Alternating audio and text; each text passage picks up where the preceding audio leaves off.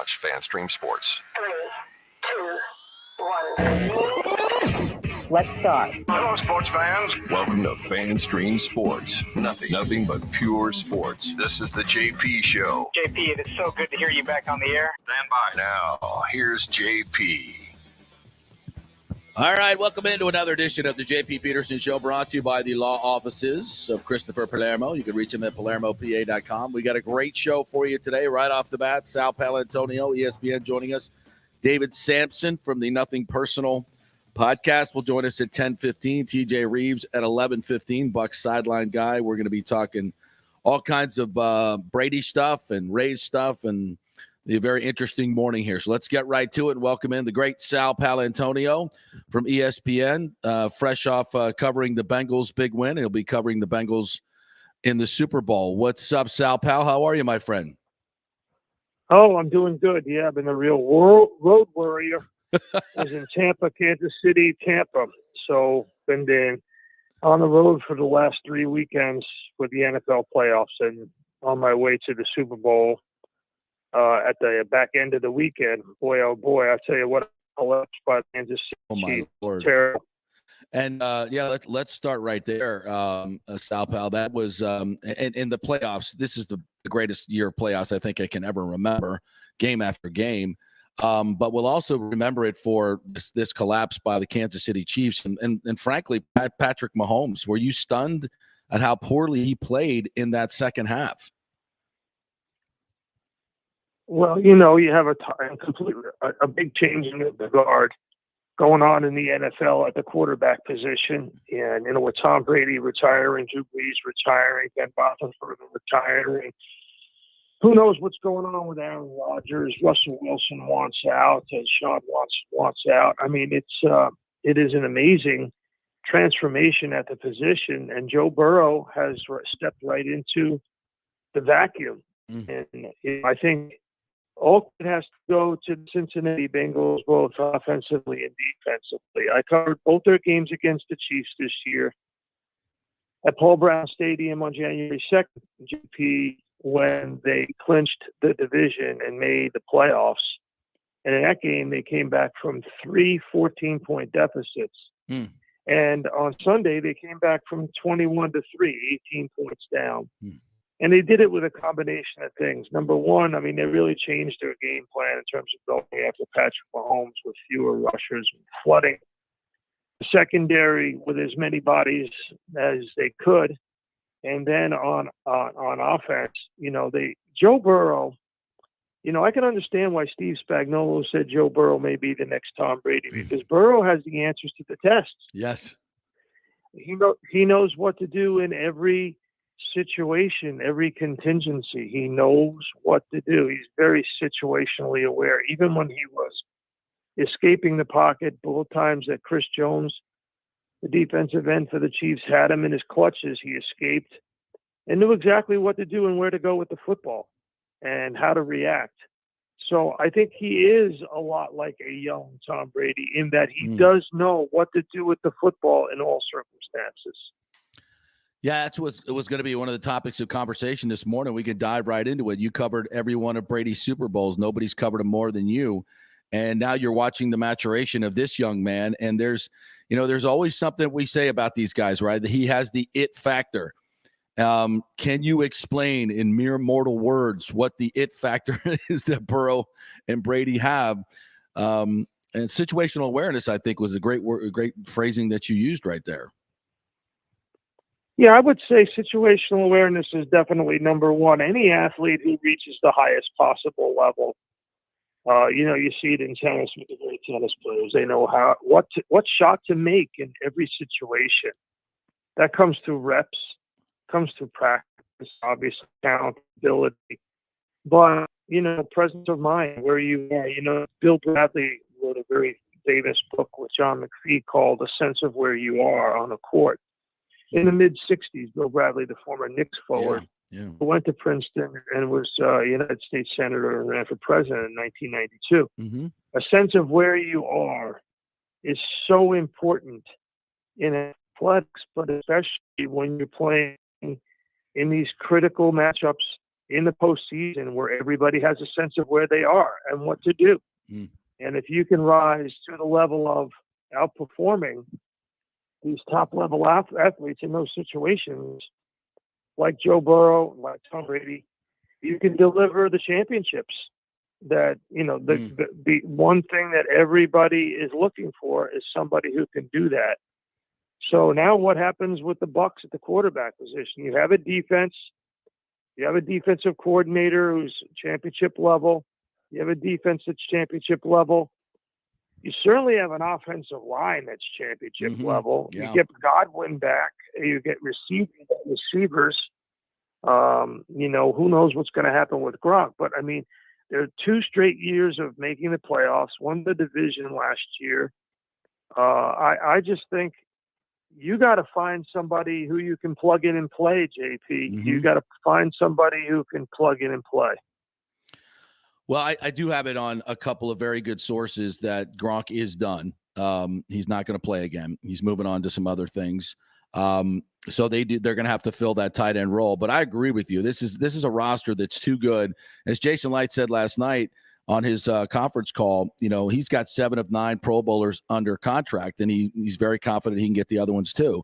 So this is a team that's ready-made to win right now. It's not, as much as we may like Kyle Trask's potential, it's not time for him. This is time for an experienced quarterback to come in here and use the template that Brady created, that the Rams have used as well, and keep rolling. And the candidates out there that we see, and we could talk about Rodgers, Russell Wilson, Jimmy Garoppolo, as you pointed out to me, Vegas has him as the odds-on favorite. Who do you think fits best? What's the next move?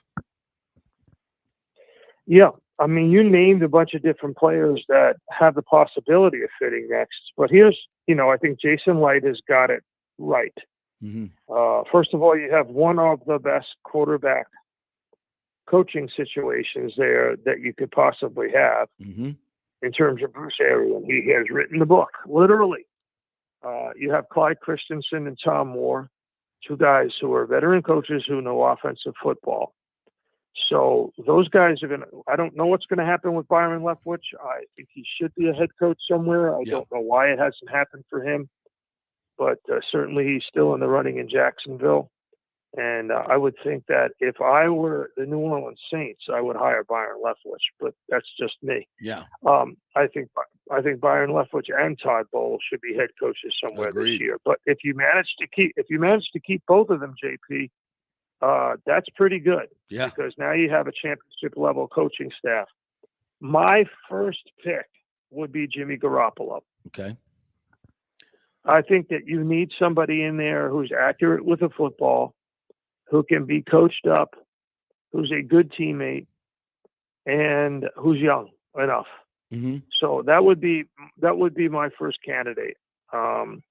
They had a 44-year-old quarterback who they had to protect with 6 offensive linemen, extra protection all of the time, ball come out all of the time, give him plenty of options with the football so that he didn't have to get out of the way of the rush at the last minute. Now, you could go the other route and try to find somebody who's a little more mobile and gives you the opportunity to get away from the rush and extend plays, somebody who is younger. I don't know who that guy would be, but they obviously don't have the cap space, and I don't think they're going to make a major investment in like trading for Russell Wilson. We're just spitballing here. Yeah. The other possibility is what's happening with Aaron Rodgers and the Packers.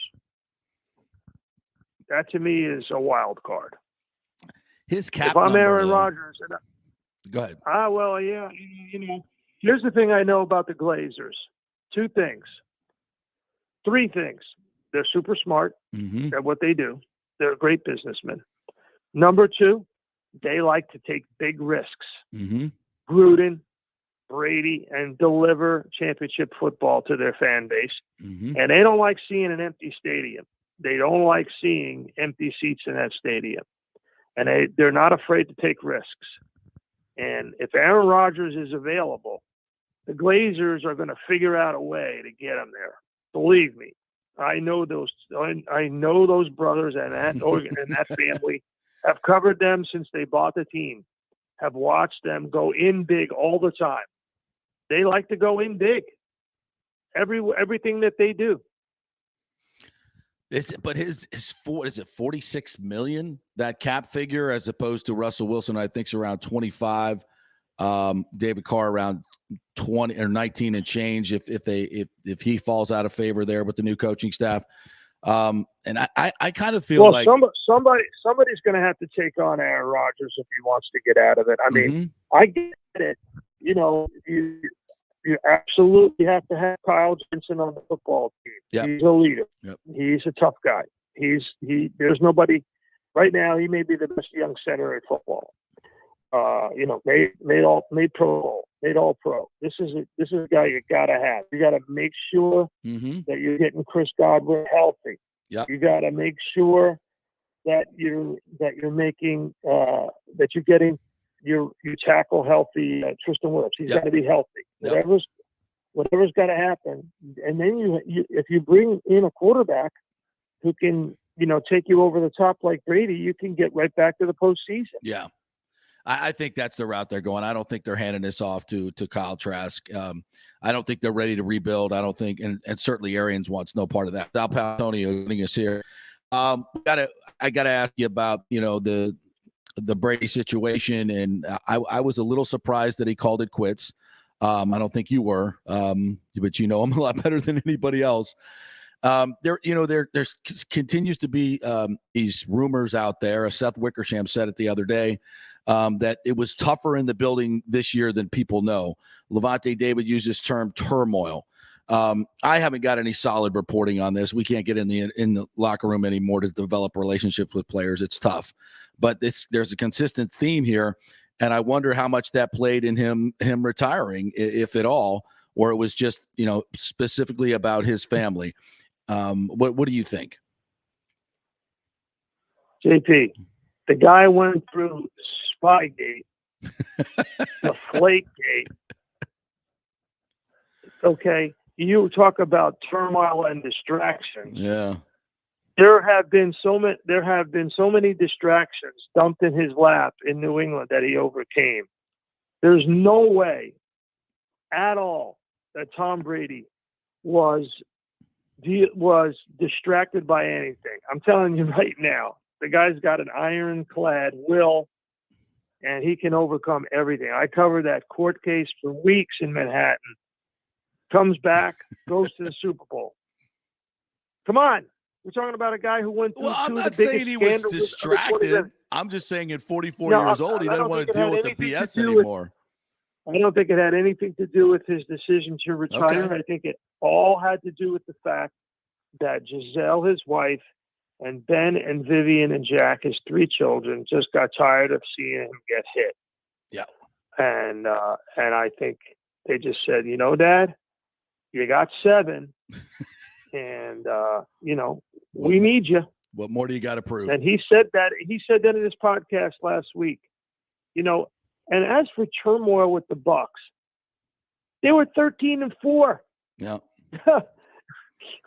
They won the division. How much turmoil could there be? And, the thing is with Arians doesn't suffer fools gladly. You got a problem? No. Did we lose? Defensive players, they are afraid of Todd Bowles. Well, let's put a period on this era with Tom Brady. How many points did the Bucs score this year? More than anybody else. 511. More than anybody else. Yeah. Dallas scored 530 because they're in the worst division in football. They padded their numbers by playing against third stringers against Philly, Washington, and the Giants. So that don't count. Right. They scored 511 points. Turmoil. I mean, give me a break. I'm not saying he was distracted or it affected his performance, but I'm saying I don't think there was any. I don't think there was any turmoil on that team that had any impact on anything. Well, I think the team. What happened? Here's what happened. I'm going to tell you what happened. Tristan Wirfs got hurt. Yeah. Yeah, it's no more than that. Tristan Wirfs doesn't get hurt against the Eagles. They don't lose to the Rams. Yeah. Yeah, and listen, I'm not saying that it affected his performance, but Seth Wickersham is the one who said that and said this, this was part of his decision. So I didn't know if you had any inside information on that. And as far as, let's put a period on his career here in Tampa Bay. These 2 years were unbelievable. And your thoughts on a guy ending his career like this, the way he did, leaving New England and then winning his Super Bowl. It just cements his legacy like no other. Yeah, I think that's right. I mean, first of all, it put the Bucs back on the map, which is a good thing. I like coming down there, play tennis with you. It's fun. And I want them to get a good quarterback so I can come back down. But so it put the Bucs back on the map. It won them a Super Bowl that in the first one in the home stadium during a pandemic. What he accomplished in the short order will never be done again by any athlete. Never again. Yep. Put a statue out. Will never be done again. And people want to put him in the same category of Rodgers or Roethlisberger or Breeze. Come on, the guy's got 7 on 2 different teams. Yeah.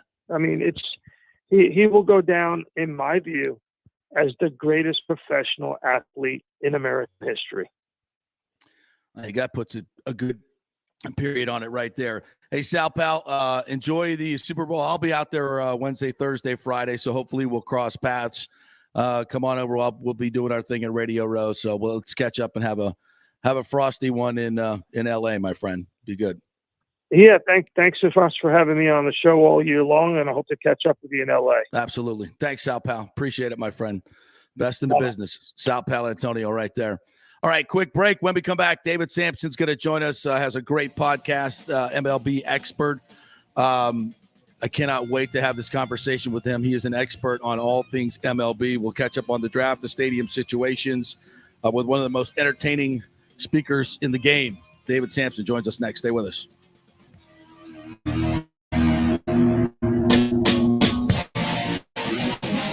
Hey, folks, let me tell you about Bay Area Modern Medical Center, a very different kind of approach to primary care. Personalized preventative medicine, not a one-pill-fits-all mentality. Christopher Lugo and his experienced medical staff are proactive in looking at issues before they become a problem, encouraging a healthy lifestyle with proper diet, supplements, and exercise to optimize your active lifestyle. Rather than the impersonal, rushed approach, you will be the only patient and will have our full attention. That's new. Getting old is inevitable, but feeling and looking old is avoidable. Bay Area Modern Medical Centers are experts in anti-aging regenerative medicine that optimizes your body's performance in many areas. So call for an appointment to get started on a journey back to full health and a happy life with a new, modern way of healthcare.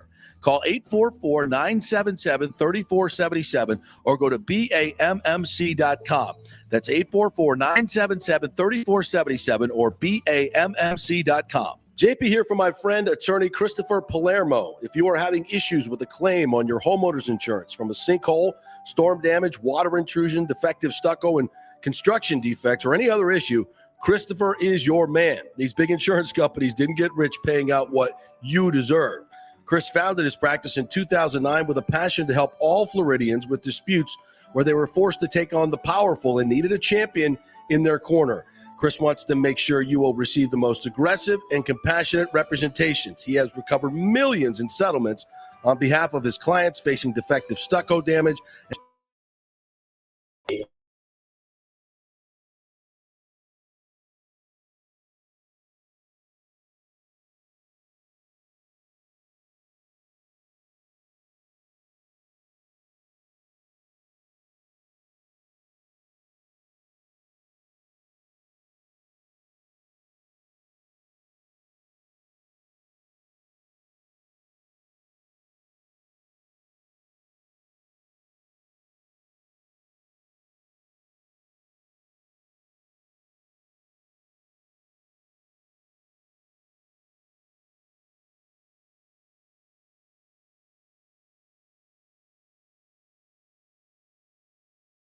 Economy and inflation, but you can still lock in the mid threes, but not for long. This means you can save tens of thousands of dollars over the life of your loan.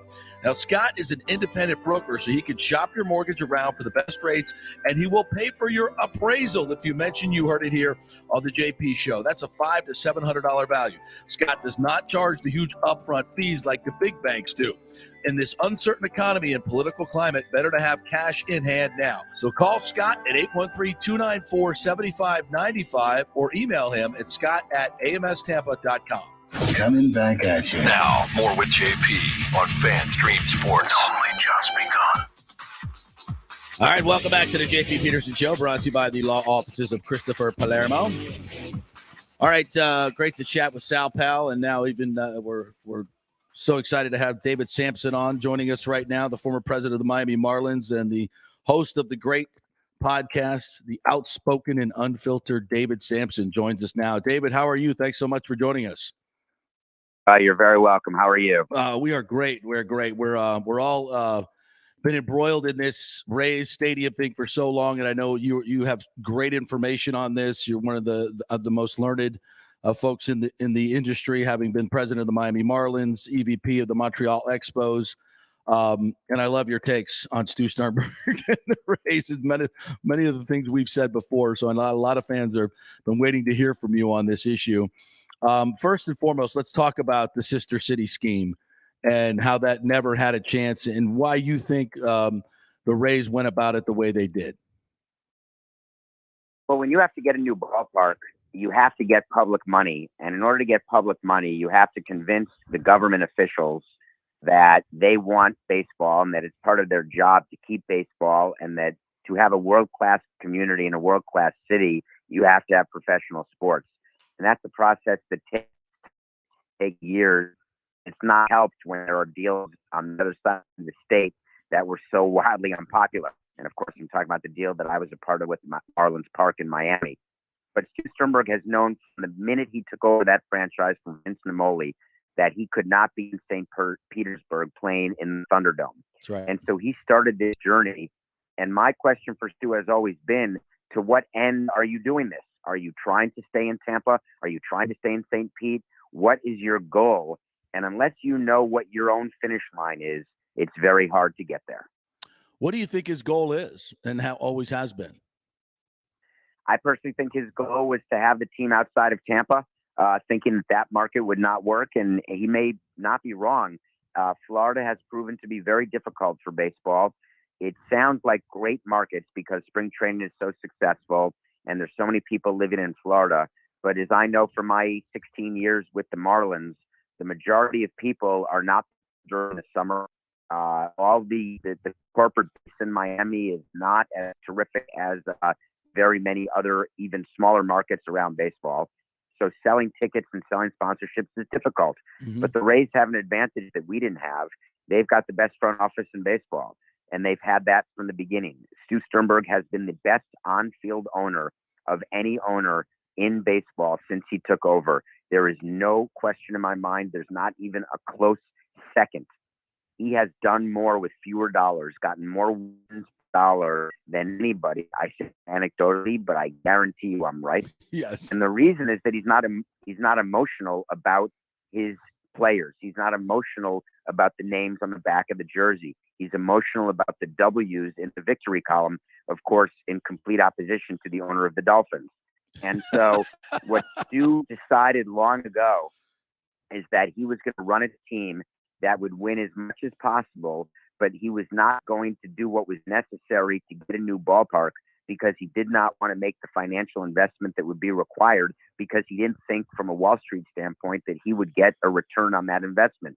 And that's also turned out to be true, because without public financing, it's very hard to justify the expense of a new ballpark. And he has waited and waited. Eventually, something's got to give, and we're not there yet, but we're certainly close.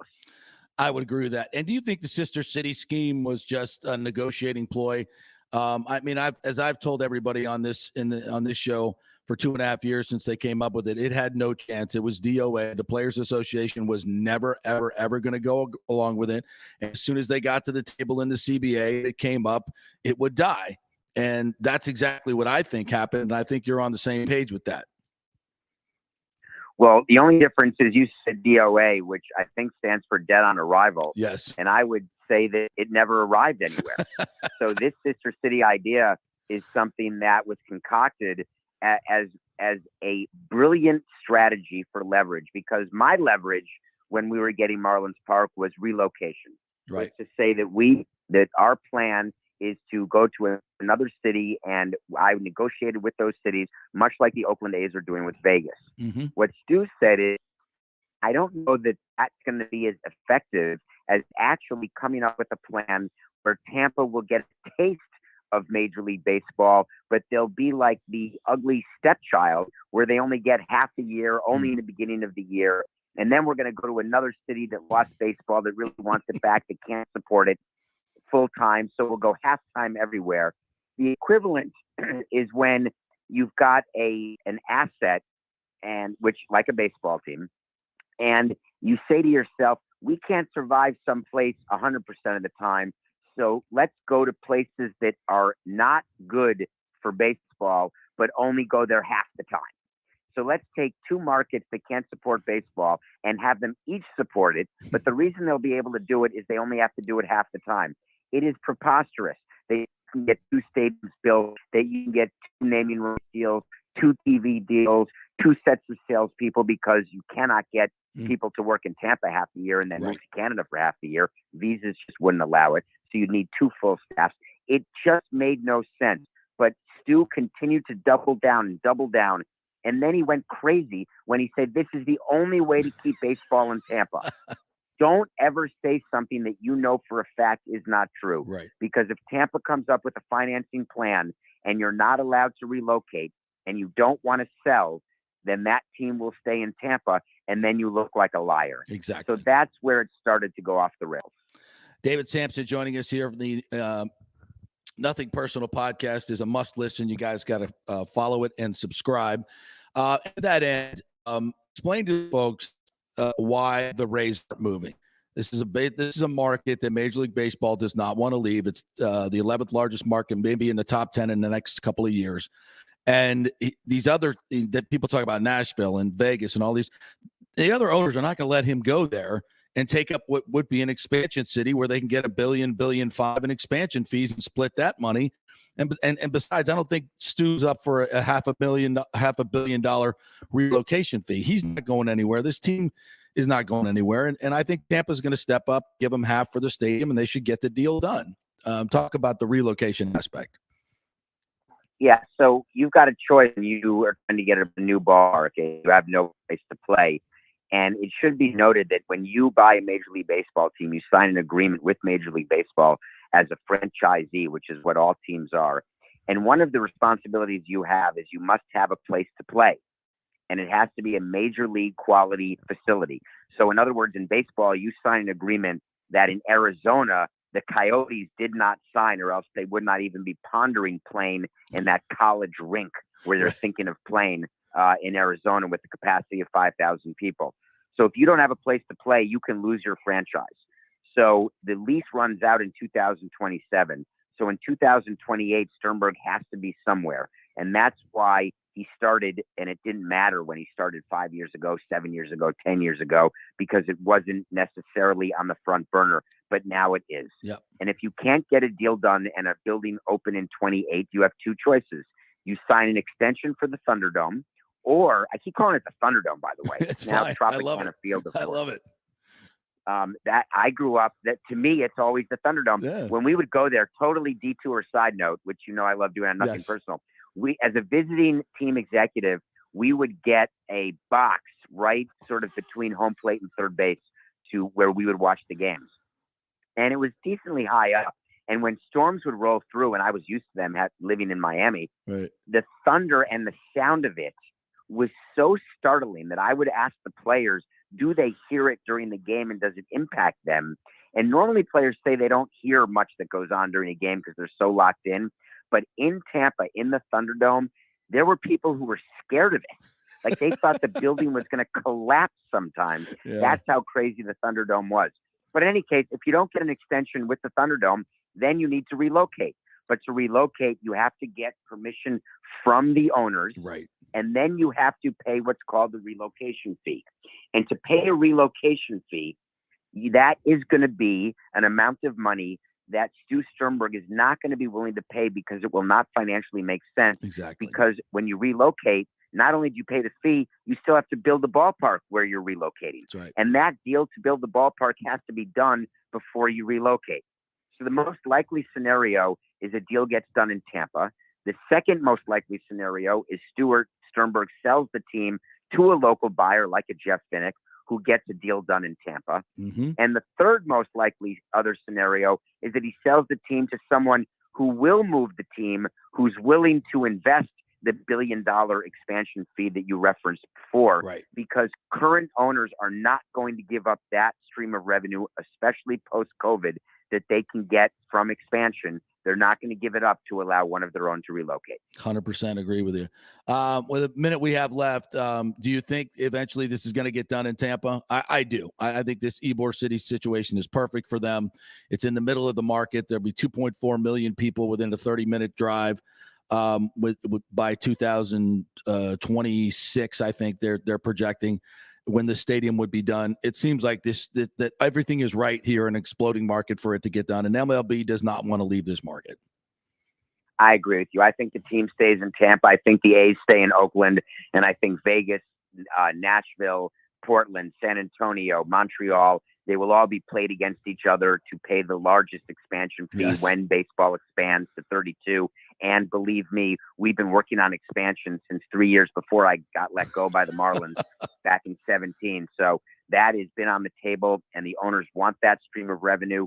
They already have the larger broadcast deals that are baked into their current financials, but this expansion revenue would be extra additional capital that they'd want to pay down debt incurred during these past few years. That's what I think will happen. Tampa Bay will stay. Whether Stuart Sternberg is the owner is a wait to see, but you better hope the new owner recognizes how good the front office is and keeps it as is. Yeah, absolutely. You got to do a podcast. It's not personal. David Sampson, follow him on Apple, Spotify, all those great places, CBS Sports. It's a phenomenal podcast. And Dave, we thank you so much for joining us. Appreciate it. Hope we can have you on again. Thanks, buddy. I look forward to it. Have a great day. All right, thank you. Really good stuff. We'll follow up on that in just a little bit, but Bruce Gradkowski is going to join us next. He's got NFL radio a little bit later on, so we'll have about 10 minutes with him to talk about the legacy of Tom Brady and these quarterbacks in the Super Bowl. And we'll talk about some Matthew Stafford and Joe Burrow. Stay with us.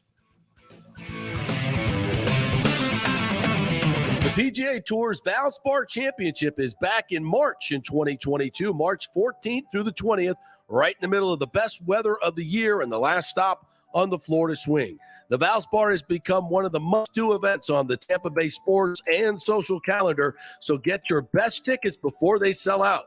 The game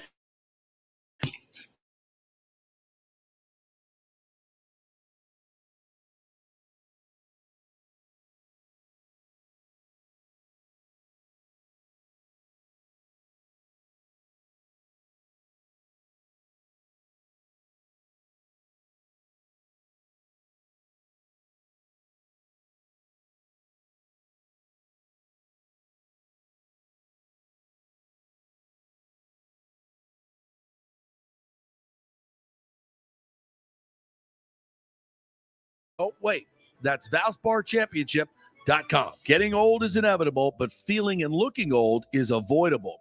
If you're feeling run down, your workout sucks, or your sexual libido is not what it used to be, check out Bay Area Modern Medical Center. That happened to me a few years ago, and I found out I had the testosterone level of a second-grade girl. That's not good. Our food, environment, and stress can cause your T levels to drop. Bay Area Modern Medical Center can help, and they are different. They offer customized hormone replacement for both men and women. Christopher Lugo and his medical staff can help you restore your energy, your sex drive, and your feelings of well-being. It was a total game changer for me. I have way more energy, lost 30 pounds, and I'm performing better in all areas of my life. Nobody wants to talk about sexual health, but it's key to a balanced life. We offer discreet treatments with real-world results. So if you're suffering from a lack of interest in sex, ED, or lack of sexual stamina, Dr. Lugo and his staff can help. Take your health care to the next level at Bay Area Modern Medical Center, 844-977-3477 or BAMMC.com. Let's go. Right now, back to the show with JP on FanStream Sports. All right, welcome back to the JP Peterson Show, presented by the great folks at the law offices of Christopher Palermo. You can reach him at PalermoPA.com. We want to welcome in our good friend Bruce Gradkowski, former Bucs quarterback, now lead analyst for Pro Football Focus, breaking down all the quarterbacks. What's up, Bruce? How are you, my friend? Former Bucs quarterback. I might have to come out of retirement. You guys losing the QB down there. Hey, it's good. Hey, we got a pretty good roster here, brother. I think you can win the division. I don't think there's any question about that. I think I could pull my weight a little bit, actually. I mean, I'm not no Tom Brady, but I might still have a few plays left in me. Yeah. That's I tell you what, if you're a free agent quarterback and you're looking for a new landing spot, you could do worse than taking Tom Brady's seat in the quarterback room at this roster, right? No, absolutely. I mean, we see what Brady has done the last 2 years in Tampa, but you do have to credit some of that success to him. Yes. What he brings, and not statistically, but just the mindset in the locker room, his leadership, it just the way he elevates his teammates, and man, what a career! I mean, I kind of wish for his sake it would have came out a little different, where it was kind of, he was the first one to get it out there, but at this day and age, man, and for how high profile of a player he is, it's hard to keep that under wraps, so what a career for him. I mean, it really does blow my mind, like how long he played, but more than that, just how consistent he was through all those years and how available he was, and he stayed healthy. And I mean, so it's just awesome to look back, and I think we all do realize what he's done and accomplished. But I mean, just think years from now, when we look back at his career, we're just going to marvel at it, and just be amazed at how his career ended. Yeah, I think, to me, one of the great, you look at Michael Jordan and what he was able to do and how he dominated the game, but even this is more so than that. I look at Gretzky. I mean, Gretzky's numbers were just so off the charts.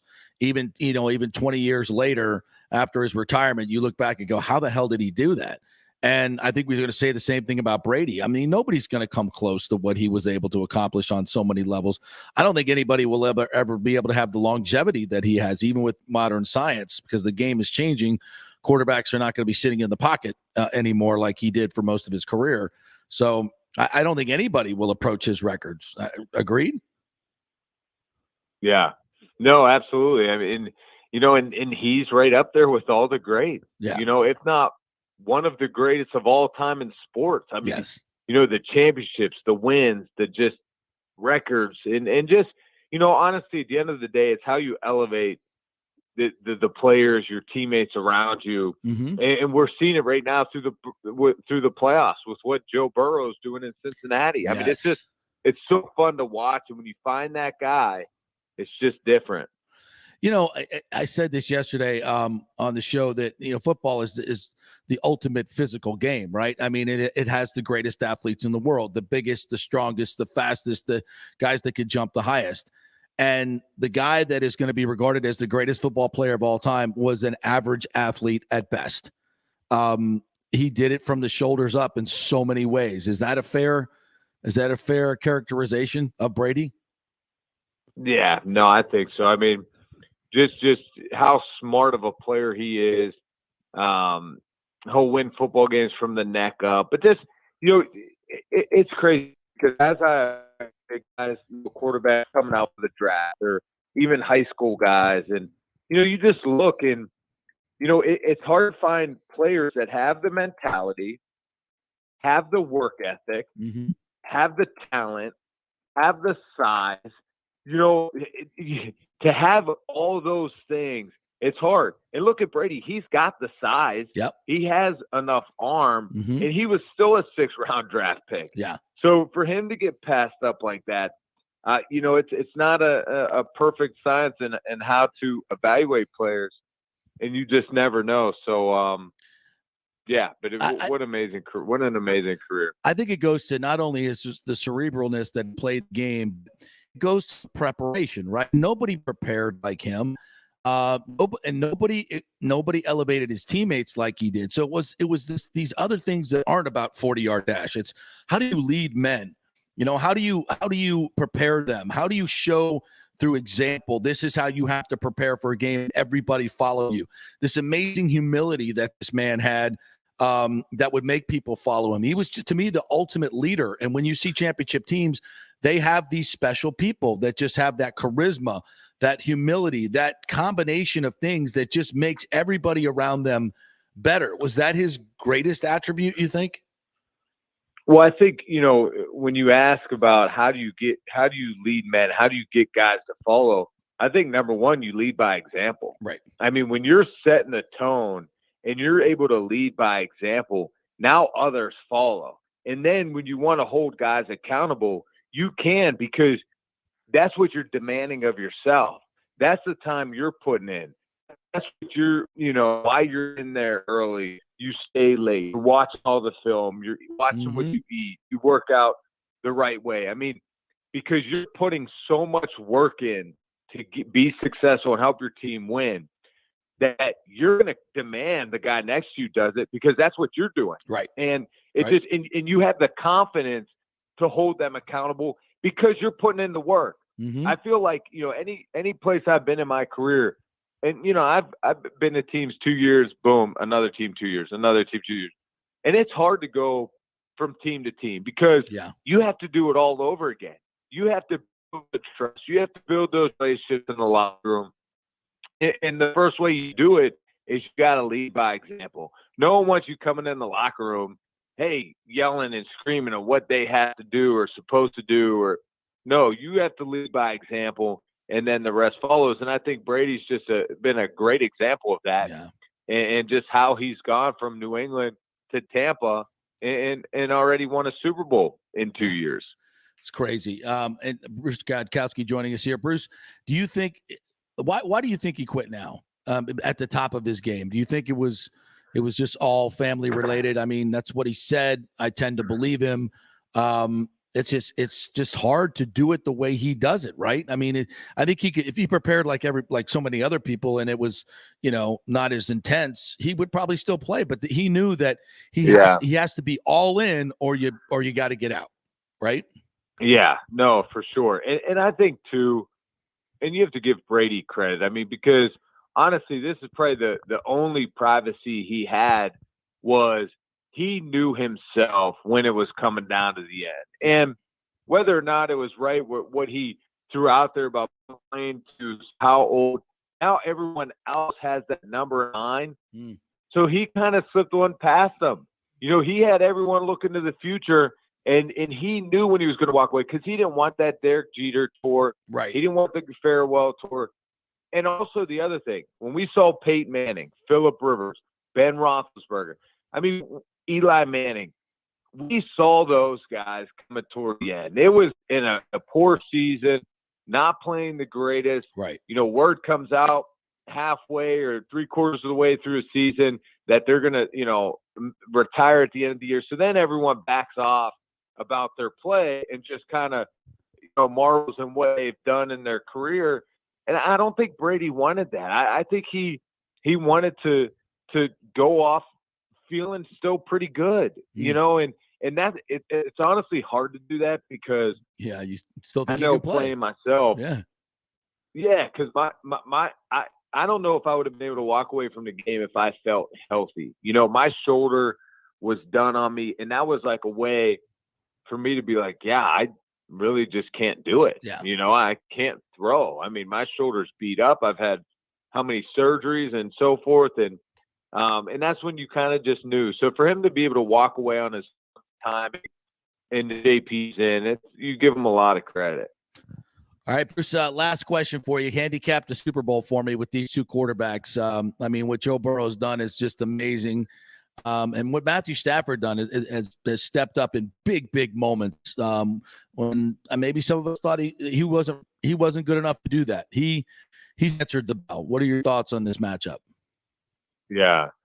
No, for sure. I mean, Stafford was our highest grade quarterback last week in the conference championship rounds, and Burrow right below him. So, I mean, you have to play good ball at that position for your team to move forward. And and not only that, you have to make plays when your team needs it. Yep.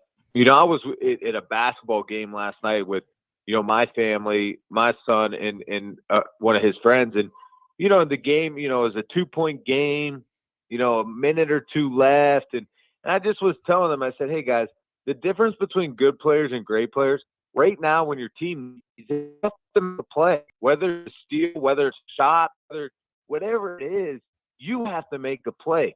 Joe Burrow in that game last weekend, how many third downs did he run for the first down to move the chain? 2 huge ones. And Joe Burrow's not Lamar Jackson, but he kills defenses with his legs. Like Matthew Stafford, same thing. He's making plays when he needs to. And, that's what's cool to see. I mean, I just love watching this stuff. And then on the flip side, Mahomes and Garoppolo. Mahomes, when they need a play, they were in prime position to put this game away. Multiple opportunities in the first half. And then at the end of the game, where Mahomes had, he had Kelsey there. I know. He was he wide had open. To be more specific with his, and it's just, but what are you looking at? What are you focusing on? Where's your feet? It's just. What did you see? Mahomes What did you see in those moments? Because I saw a guy that was indecisive. It was almost like, hey, listen, I can run around and make a play anytime I want to, so I'm not going to throw it off the jump. I mean, Kelsey, the second and third down play, Kelsey was wide open. Why did he not throw the ball? And Kelsey, you could see Kelsey walking off the field with his shaking his head. Oh, I mean, here's the thing. Kelsey's route wasn't the greatest. He kind of eased his way off the ball, and his route was kind of slow the whole time. But Mahomes was looking left. Like, he was focusing on Tyreek Hill. And then when Mahomes, if you watch, when he comes back to the right in the middle of the field, you could tell he looks at Kelsey, but watch Mahomes' body position. He's kind of moving as he gets his eyes back to the middle of the field where he's not positioned to throw. Exactly. And then I think when he thinks he could hit him, now he feels too late with the throw. Now you don't want to put the ball in harm's way. I mean, because honestly, at the end of the day, last thing you want is a turnover. So you're going to be maybe a little hesitant there. Mm-hmm. But he also had another one of his wide receivers, separating in the end zone that was wide open that I don't think Mahomes ever really saw him. And I think Mahomes probably got hit with, I don't want to force anything. I don't want to turn it over. But he also did, fumble at the end there. So it was just honestly, it was a bad ending by him. Of course, he probably wants that back, but sure, it's tough. All right, partner, I know you got big NFL Network stuff to do, so we'll let you go. Are you going to Super Bowl? We're going to Super Bowl. I won't be down at the Super Bowl. I'll be coaching basketball. I'll be skiing with the family. I'll be skiing with the wife, to be honest with you. Better. Even better. All right, partner, we'll be in touch. Thanks so much. We'll catch up with you next week. All right, the great Bruce Gradkowski there. All right, just want to remind you that if you're in a market for a refinance, my man, Scott Fitzgerald, is the guy to go see, especially right now.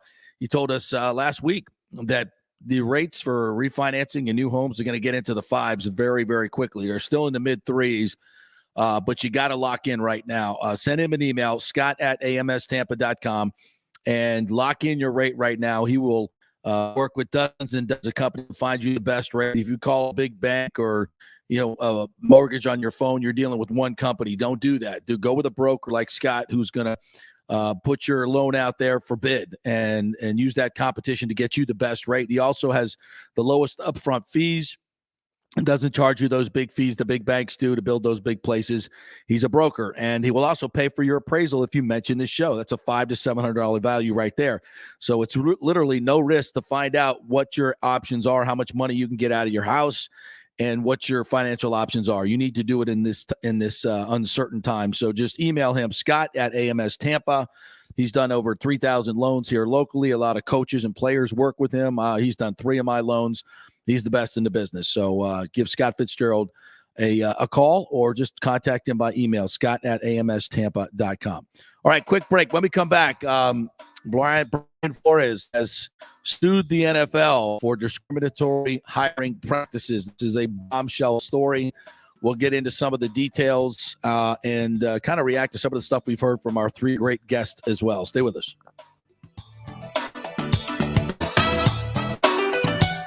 Homeowners, listen up. Property values have risen in the Tampa Bay area to record levels, some up to 24% in 1 year. It's time to refinance your home and pull out the equity before rates go through the roof. Call my man Scott Fitzgerald at 813-294-7595 or email him at scott@amstampa.com. Scott believes interest rates will be over 5 very soon due to the volatile economy and inflation, but you can still lock in the 3s, but not for long. This means you can save tens of thousands of dollars over the life of your loan. Now, Scott is an independent broker, so he can shop your mortgage around for the best rates, and he will pay for your appraisal if you mention you heard it here on the JP Show. That's a $500 to $700 value. Scott does not charge the huge upfront fees like the big banks do. In this uncertain economy and political climate, better to have cash in hand now. So call Scott at 813-294-7595 or email him at scott@amstampa.com. Hey, folks, let me tell you about Bay Area Modern Medical Center, a very different kind of approach to primary care. Personalized preventative medicine, not a one-pill-fits-all mentality. Christopher Lugo and his experienced medical staff are proactive in looking at issues before they become a problem, encouraging a healthy lifestyle with proper diet, supplements, and exercise to optimize your active lifestyle. Rather than the impersonal, rushed approach, you will be the only patient and will have our full attention. That's new. Getting old is inevitable, but feeling and looking old is avoidable. Bay Area Modern Medical Centers are experts in anti-aging regenerative medicine that optimizes your body's performance in many areas. So call for an appointment to get started on a journey back to full health and a happy life with a new, modern way of healthcare. Call 844-977-3477 or go to BAMMC.com. That's 844-977-3477 or BAMMC.com. JP here for my friend, attorney Christopher Palermo. If you are having issues with a claim on your homeowner's insurance from a sinkhole, storm damage, water intrusion, defective stucco, and construction defects, or any other issue, Christopher is your man. These big insurance companies didn't get rich paying out what you deserve. Chris founded his practice in 2009 with a passion to help all Floridians with disputes where they were forced to take on the powerful and needed a champion in their corner. Chris wants to make sure you will receive the most aggressive and compassionate representations. He has recovered millions in settlements on behalf of his clients facing defective stucco damage and other construction issues. So call Chris, mention the JP Show, and he will give you a free consultation. That's 813-221-5636 or go to PalermoPA.com. He's a fifth-generation Tampanian graduate of Jesuit High School and the University of Florida, and he cares deeply about you and the community. That's 221-5636 or PalermoPA.com. Ladies and gentlemen, let's rock. This is FanStream Sports with JP. All right, welcome back to the JP Peterson Show, presented by the law offices of Christopher Palermo. If you have any issues with your homeowner's insurance company, you have sinkhole damage, hurricane damage, roof damage, defective stucco, construction defects, and you need to fight the builders and those insurance companies, Christopher Palermo is your man. He has recovered millions for his clients, and he can do the same for you. Find out if you have a case. Call him at 813-221-5636 or PalermoPA.com. That's 813-221-5636 or PalermoPA.com. If you think you got some issues going on with some stucco work or something like that, and your house is under warranty, even if it's not, just find out. He has all the information for you. He's an expert in the field. So give him a call, 221-5636 or PalermoPA.com. All right, in case you haven't heard, you've been under a rock. How about Tom Brady? He gets his retirement announcement usurped by the media with Schefter and Darlington. And then on the day he does actually put it out there, Brian Flores drops this bombshell lawsuit, and his story goes not that Brady needs any more accolades or is searching for it, but it's kind of interesting. And this is a very, very landmark case. It's a historic case. Brian Flores is suing the NFL for discriminatory hiring practices, and it all stems from a lot of different things. But Belichick sent him a text message allegedly thinking he was texting Brian Daboll saying, "Congratulations on the Giants job. I hear you got the job. You're their man." And then Flores is going up to interview 3 days later. So he thinks Belichick's telling him, "Hey, you got the gig." So he's all excited. He's like, "Wow, it's not what I'm hearing, blah, blah, blah." And he goes, "No, I'm pretty sure he's your man." And then Flores was like, "Are you sure you're talking to the right Brian?" And he's like, "Oh, damn, I effed this up. I'm sorry, man. I hope it lands well for you." Wow. You talk about a smoking gun. So this is proof positive that the Giants had already decided who their coach was, and they were doing a sham interview of Brian Flores. And that's disgusting. It's disgusting on so many levels. It is. And unfortunately, to me, the NFL has to take the majority of the blowback here. I mean, for the NFL owners. The NFL owners. The NFL owners. The NFL owners and the NFL, I think, for instituting this Rooney Rule, which to me, you're setting up things like this to happen. If you're going to force teams to have to interview 2 minority candidates, but forcing them to do so, I can't imagine what it's like to be a black head coach trying to get a job and going into those interviews. I'm sure it's in all of their minds. And Brian Flores is echoing it. Of course, it's just nonsensical to me, and I'm glad he spoke up about it. I hate that it's probably going to impact him getting a job in this field again because of. I hope not. I hope it shouldn't, and he's still out there for other head coaching jobs that he should get. Shouldn't have been fired in the first place. Exactly. In my opinion. Exactly. And that's another leg to the story that is equally as disgusting. In the lawsuit, he alleges that the Dolphins owner, Stephen Ross, asked him to lose football games on purpose, and he would pay him $100,000 bonus for every football game he lost. Yeah. Basically saying, we hired you to come in here as a placeholder to lose games and get us a better draft pick. And the subtext to that, saying that we hired as an African-American, is even more disgusting. And Tony Dungy has talked about this a lot, that, as well-intentioned as the Rooney Rule is, I believe it's Coach Dungy. If I'm mistaken, I apologize. But as well-intentioned as the rule is, it's counterproductive. And it's insulting, frankly, to and I have a black coach talk about this as well, that I don't want to have to get I want to be able to get an interview on my own, not because there's some Rooney Rule. The fact that they even have to have a Rooney Rule is ridiculous. It's disgusting. And, it just societally, look, we have our Juicy Smollets, and we have all these ridiculous racist claims. There's so many of them out there. There's so much racial division. So much of it is trumped up by the media, and ESPN is probably the big culprit in all of it, constantly showing racial division with false narratives that do not exist. Jacob Blake, we'll start with that one. And a lot of the things that they've done with the NFL as well. Black Lives Matter, the political organization, and what they've brought to the table in terms of helping black people, zero. All the money that they've gotten, have they given it to historically black colleges or inner city kids? No, they've kept the money and bought real estate. But that's an aside. So when things like this pop up that are real racism, a lot of people just roll their eyes and glaze over it. And I'm saying, don't do that this time. This is real racism. This is happening because this generation of owners, these old white guys, to be quite honest, and most of them in their 80s, this is the way they think. And you got to change hearts and minds. Those guys, to me, that's the last bastion of real racism in this country, guys of that age and of that wealth. And it's played out in how they select head coaches. So I think he's 100% right. And I'm glad that he's bringing it to the table. He has proof. He has actual smoking gun text messages.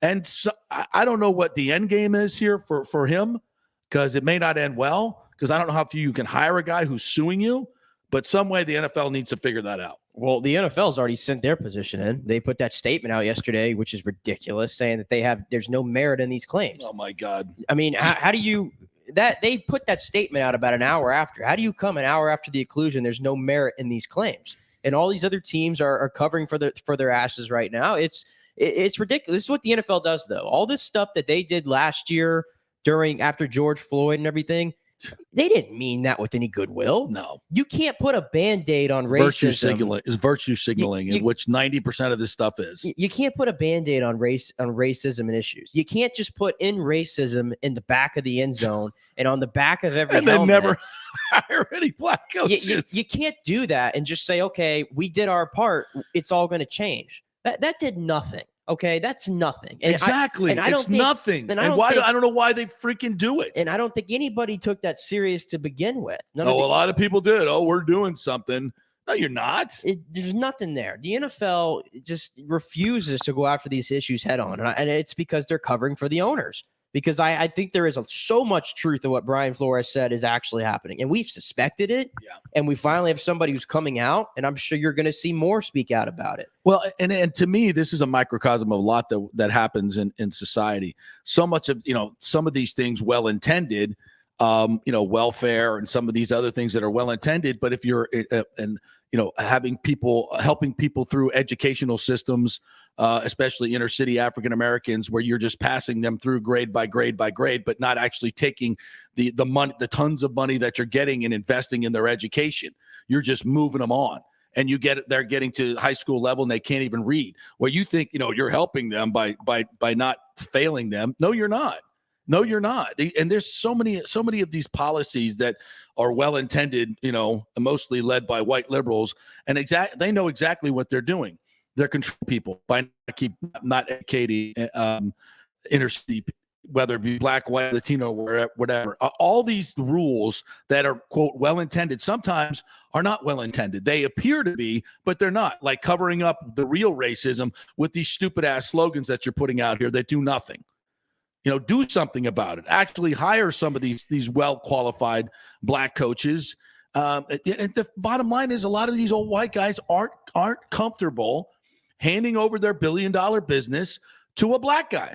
That is just plain and simple right now as you can possibly see. And it's a shame because you think we're past it, right? Good God, you would think. You'd think we're past look at the younger generation of owners, the Glazers. We haven't had any issues with that. Not here. I mean, in the Giants, the team that's in this lawsuit, one of the teams he's suing, they're at the crux of this. Yes, they've never the Mara family. Yes, they have never entertained hiring a black coach or a black court. Please, they have never. I'm least surprised that they're involved in this lawsuit at the crux of it. And to me, the Rooney Rule. Back to the Rooney Rule. The reason why it creates this. I mean, remember when John Gruden got hired by the Raiders? And everybody flipped out because they didn't go by the Rooney Rule. That's right. They interviewed John Gruden and John Gruden only. Sometimes it's as easy as that, where you have your guy, and that's what you want. I see that side of it as well. And so that's why the Rooney Rule to me just makes no sense. And even then, I was telling you before the show, I feel like David Coley, I understand that he might be laughing to the bank right now for 1 year, but that guy is, 66, 67 years old, finally gets a head coaching job. The worst roster probably ever constructed in the history of the NFL. Overachieved, I argue. I would. It didn't matter what he did. He was getting 1 year and 1 year only. Would they put a white coach in that position? I don't think so. Certainly not a well-respected one. No. And maybe that, a well-respected white coach wouldn't take the job knowing damn well that it's a short-time job, which is then, let's give it to a guy, an African-American guy that's been around a while that everybody likes, but we know he's not going to be here. He'll take it. Come on. It's so horrible. And that Houston organization, by the way, the McNairs, another one of the you remember when the old man was still alive and Charlie Strong was hired to Texas? Yeah. He's like, he could be a good coordinator, but I don't know about a head coach. I mean, my God, you just seriously. It's time. Look, hold these. You know what these old white guys understand? Money. Yeah, that's what they understand, and they're about to lose a hell of a lot of it because they're going to have to settle this lawsuit, and it's going to cost them a lot of freaking money. It's going to cost them a ton of money because that's what the NFL does. It settles. Yeah. And they're going to have to go back into the war chest. Yeah. And settle out. And you know what? Good on him. Yeah, and that's what I was saying. I think when I brought up Eric Bieniemy last week, I don't care if Eric Bieniemy might not be the best interviewer. You can say all you want, it's because he has Patrick Mahomes or he has Andy Reid, whatever. My point with that was I'm seeing guys who are way less qualified have accomplished way less. Joe Judge. Oh, but his interview, he was so dynamic in his interview. Please. Who gives a rat's ass? I could care less about the interview. I mean, you could go down the list of all these guys, these coordinators who got jobs that were not qualified, and they sucked. Yeah. They sucked. I mean, Josh McDaniels, why is his reputation so great? Because he sucks, because he's a whack job when he went to Denver and put up cameras all over the damn place and was micromanaging the food vendors. I mean, come on. These guys think they're Bill Belichick, and they've gotten, when they get these head coaching jobs, you're not. I remember even the trend, maybe not the best example because it's worked out great for them, but the trend 3 years ago, it's like if you knew Sean McVay, if you had dinner with the guy, you're getting a head coaching job. I mean, Zach Taylor, for example, and I wouldn't say nobody's going to go to bat for Zach Taylor and say he's the reason the Bengals are in the Super Bowl, right? You got to give the guy I'll give him a little credit for it. It's a huge turnaround. He got his head coaching job because he was a quarterback coach for a year on Sean McVay's staff with Jared Goff. I mean, that's just the way it works now. It's unfortunate. Seems to be that the younger, good-looking white guys get their shots. Brandon Staley, and some of them go there too. And some of them have done great jobs. Cliff Kingsbury, but I will also say this about these young coaches that have done great jobs. Right, Matt LaFleur did he do a great job or did he have Aaron Rodgers? I don't know. Zach Taylor, is he doing a great job or does he have Joe Burrow? I can answer that one for you. Arizona. I mean, there is one thing about these Staley. I mean, you could make a very good case that he screwed up Justin Herbert. Can't do anything with Herbert. I mean, look at the stupid ass calls that he's made on fourth down. He looks it over his head. He looked like a complete bozo. And so does Cliff Kingsbury. Yes. You want to know why? Because he couldn't win at Texas Tech in college. He couldn't have a winning year, and he gets a head coaching job over, by the way, a black coach who was fired after 1 year. Right. Just saying. And listen, there's ample. Again, I'm one of the last guys that's going to play the race card. I try to look at things very objectively, and so many of these things that are brought up, especially in sports, have nothing to do with race, or that it's not part of the or shouldn't be part of the conversation. This is as plain as the nose on your face at this point. And it is a bit ironic. We're hearing that Shad Khan is begging Byron Leftwich to take the job in Jacksonville, and he doesn't want it because Trent Baalke is the GM. And he's like, yeah, you fire the GM, I'm in. And why will Shad Khan not fire the GM, Trent Baalke? I mean, if you want the guy that bad, and nobody wants to work with Baalke. It's not like, Byron Leftwich is, some Lone Ranger out there. Nobody wants to work with that guy. Yeah. Harbaugh didn't want to work with him. And just to tie it maybe to a local spin, be thankful the Bucs are out of the last team you can look at with this issue. They are the best example of doing things the right way. I mean, Bruce Arians, you look at his staff. And they're winning with it, by the way. I mean, you're proving it. I mean, you would think in the NFL, it's a copycat league, right? Yeah. They copycat everything except hiring black coaches. Yeah. Man, you got two coordinators in Leftwich. And you could also say, well, what's the common denominator for them winning? Is it Leftwich and Bowles? Because they were here for a 7-9 season with Jameis Winston. Tom Brady comes here and you win a Super Bowl championship. Obviously, Brady elevates everybody, but you still have to have championship level coordinators, and they've done a good job, and they deserve a shot. And Bowles already had his shot, obviously, but he deserves another one. And I mean, and the thing is, you have to compare Bowles and Leftwich and Bieniemy and some of these other candidates. Raheem Morris. Here we hear Raheem Morris is gonna. I think it's the Vikings, right? Isn't he supposed to be interviewing with the Vikings? Mm-hmm. And then we're hearing, well, Jim Harbaugh already has a job. How about? And I said this yesterday before it became chic today. How the hell is Jim Harbaugh interviewing for an NFL job on National Signing Day? What a middle finger to Michigan. And what a middle finger to Michigan. What a middle finger to all the players, his current players, anybody he's recruiting. So he got his panties in a wad because he couldn't beat Michigan for 10 years or however long it's been. I mean, Ohio State. He finally beats them, and you cut my pay because I couldn't beat Ohio State, and then I went and beat them. So now I'm going to be a little petty ass guy and keep the contract extension in my desk and go interview with the Vikings on National Signing Day. Come on, man. It's all a game to them. It's just a game. That alone should disqualify you for the Vikings job.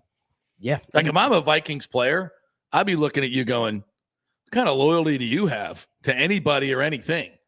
If you're going to do something like that, I'm sorry. This is, but again, and I think a lot of white people will just get glazed over by this because they'll think it's another baseless racism claim, and this one is not. It's not. And this is the problem, by the way, Juicy Smollett, when you do crap like this, because then when real racism pops up, people their eyes are glazed over. So you're doing yourself a horrible disservice, and the people that you're trying to help or whatever the hell you're trying to do by trumping up these stupid ass things. Yeah. This is where it really falls and hurts black people. Yeah, and I mean, I already think the whole narrative about quarterbacks, I think that was the other big, racist stereotype about was quarterbacks. Right. And I feel like in the last decade, well, that's been debunked. Yeah, I think in the last decade though, they've turned that narrative around. Yeah, of course. But there's still something to it, though. I mean, it still lingers, in my opinion. If you're 6'4", 6'5", 220, 230, and you're white, and you have some semblance of an arm strength, it doesn't matter what you did in college or what your skills are. For some reason, you're going to get a look. No matter if you could play or not. I mean, I would say the Deshaun Watson thing pissed me off. Yeah, come on. That's probably my best example of it. I mean that was stupid. That was stupid. But then you're looking at there's so many opportunities. Look at Lamar Jackson, but even Lamar Jackson left was the last pick of the first round. Yeah. All right. Yeah. I use that one as well because there was nothing that Josh Rosen did in college to inspire me. But guess what? He had the build. He had the look. Mitch Trubisky, Daniel Jones, who's still getting opportunities. Yeah. I mean, I think those things. But so are a lot of other black quarterbacks too. I think that issue has started to fade away a little bit because we've started, Kyler Murray went first overall. Right? They took the chance there, and now that's the new wave that's going on right now. Right. Bryce Young's probably going to be the first round pick next year. There you go. And you can look at that as a generational as well. Who are making these decisions now? Yeah. Younger general managers, most of them white, but some black. But they're younger generational of people where racism is not a thing. These older owners, that's just a thing with them, and that's no excuse. It's zero excuse. They just got to be better. They got to be better. Got to be better. And I always agree with Dominique Foxworthy, but he said, what this is about changing hearts and minds, and he's not very confident that that's going to happen with these older owners because they've never been held accountable. They're nobody tells them what to do. Nobody holds them accountable. They do whatever the hell they want to do. They've got money. They can insulate with anything they want to do. But this one's going to be hard to escape. And the target should not be on Roger Goodell, even though it will be. I think the league has done a lot of stuff. I think most of it's stupid ass virtue signaling. But this is something that's going to stick because Brian Flores has a lot of pertinent facts backing him up. The thing with Stephen Ross is disgusting. The thing with Belichick, which that dude should be removed, by the way, from his ownership. He absolutely should. 100%. There was already other reasons maybe to remove him. I mean, what are you waiting for at this point? Yeah, that's disgusting. And then what Elway and the Broncos did, showing up late to the interview.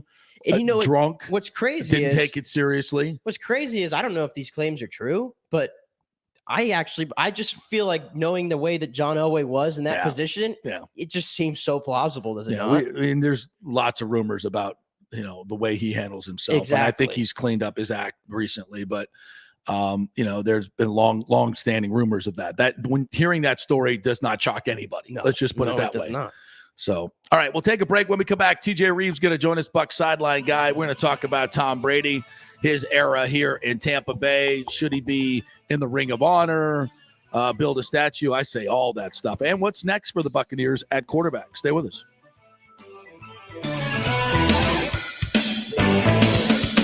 The PGA Tour's Valspar Championship is back in March in 2022, March 14th through the 20th, right in the middle of the best weather of the year and the last stop on the Florida Swing.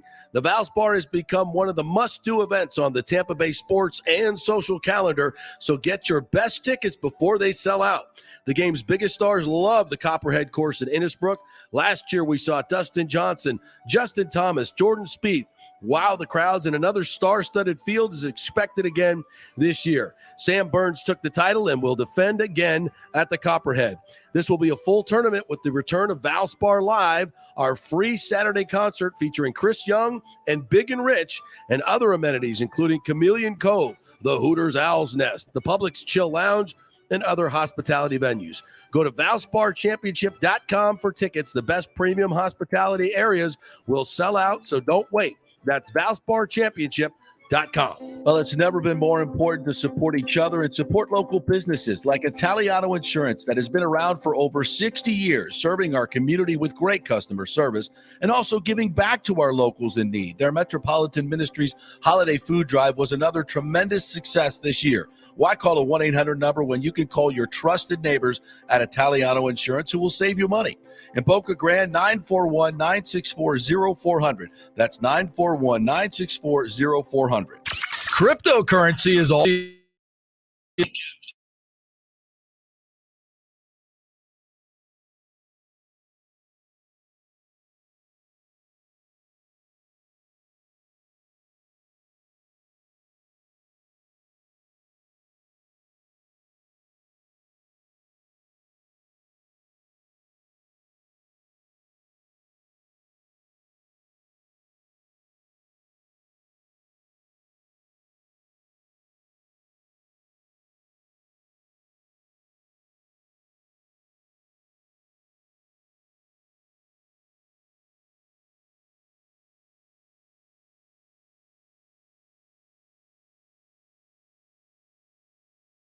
And get their free 2022 crypto market forecast today at DeFiLava.com. Don't get left behind, folks. Make some money at DeFiLava.com. Pure sports. JP is back on. Welcome back. FanStream Sports. Wow, what a show today. Welcome back to the JP Peterson Show, presented by the law offices of Christopher Paolantonio. Our second hour is brought to you by Bay Area Modern Medical Center. Christopher Lugo and his team are a different type of primary care physicians.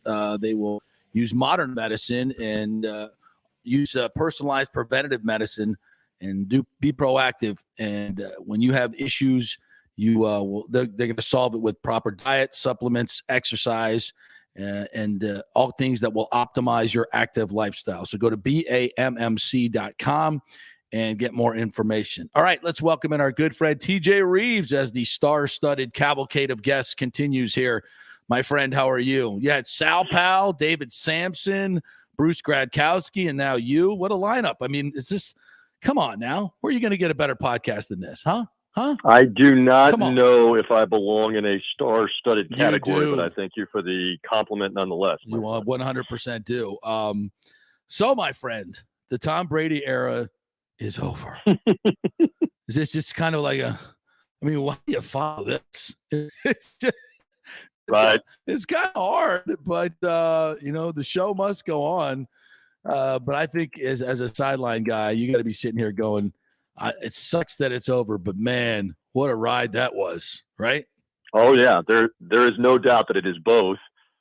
Good to be with you. Thank you for being patient with me through all of this, because obviously there was a time where JP's putting the bat signal up, and I'm going, I can't give you whether he's going to actually do this. Now we know that he has done this and has elected to retire, and the Bucs now have to move on after that. But to answer your question, how can you not?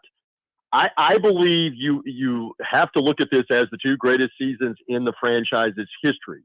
Certainly those that were around in 79, and again, you and I have been over this, we were not here. You were not yet in the market working. I was not yet living here working. I don't think you not working in 79. Anyway, we were here. So that seeing from those that say, talk about how magical it was with Doug Williams and with Leroy Selman and the worst of first and all of that, it's kind of like what Cincinnati is enjoying right now in the modern day after being so horrible for so long. All right, so that's magical. You've got the 4 consecutive years, Tony Dungy, 3 of them, NFC title game, 99, playoff berths the next 2 years where you lose in the first round, but then John Gruden is hired, Dungy fired, Gruden hired, and you win the Super Bowl. So you had 4 successive seasons of winning. I mean, you go back to the history of this team, there's not a lot of back-to-back winning seasons to begin with. No. So now you look at these last 2 years of a Super Bowl off an 11-win year, 4 wins, 3 of them on the road in the postseason. You follow that up with a 13-win year, and you make the divisional round of the playoffs winning a playoff game. How can you complain about that if you're associated with this team as a broadcaster as I am, if you're an employee of the team, if you're a fan of the team? It has been magical, to use your word. And I think that's what I am reflecting on is we have had a blast covering this, being around all of this, and it certainly is going to be written as the final chapter of the all-time greatest quarterback's career. And we oftentimes love to over-exaggerate. I'm not saying you engage in hyperbole or over-exaggeration, but we're not going to see anything like this again where somebody plays until 44 years old at this high of a level, leading the league in passing, leading a team to a Super Bowl at 43. So, yeah, we should relish this and enjoy this. Yeah, I mean, every time you turn on the TV, they were talking about the Bucs. That never happened before, right? Unless we were firing somebody. And so it's been an incredible ride, and it just being on the field there while watching. My favorite memory, honestly, is going to be something that happened in practice.